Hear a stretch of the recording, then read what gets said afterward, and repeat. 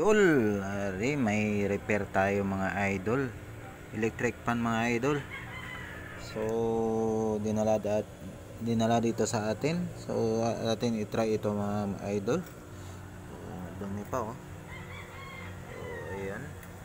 So try natin isaksak ito mga idol. Okay. Ayan lang. Okay. Saksak natin idol. So ayan.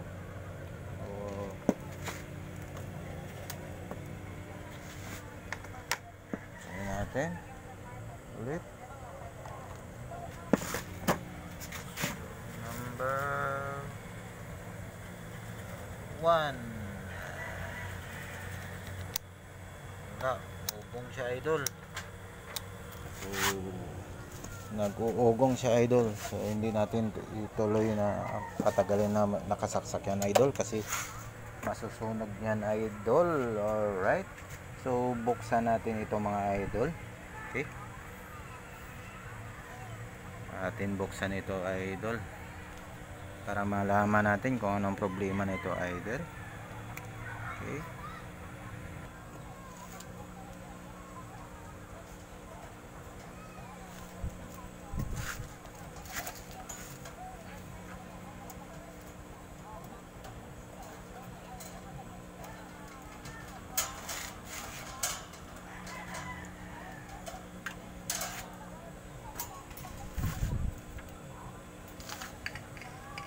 Idol din ito.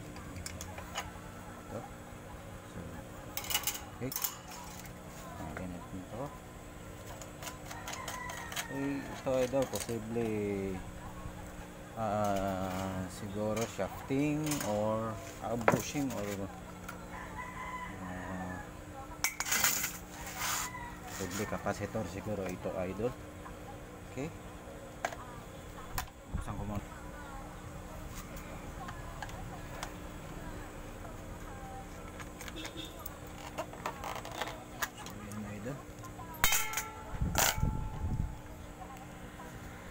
Ito idol, posible ito.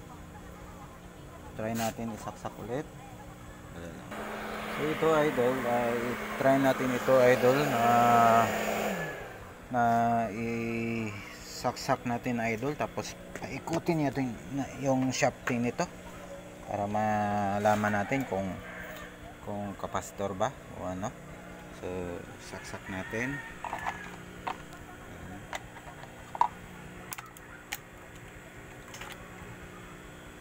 So i-on natin,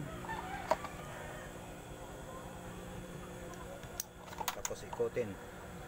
Ayun. So ayan idol. Ayan, try natin ulit. Naka 1 na yan. Nakaset na yan sa 1. Ayan, nakaset sa 1. Ayan. So try natin ulit saksak, tapos ikutin natin. So ayan. So ito idol, try natin tanggalin tong capacitor tapos testera natin mga idol. Alright. Sige idol, tanggalin ko muna.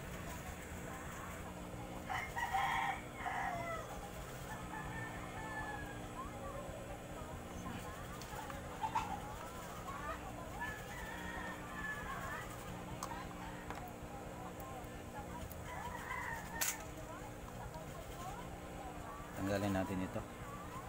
Okay.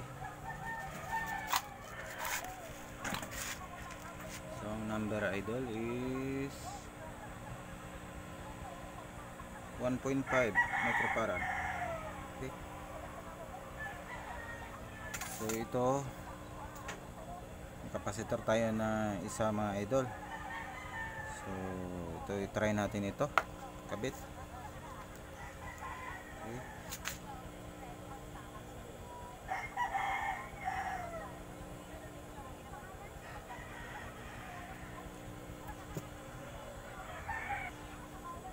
Kabit natin ito para may try natin.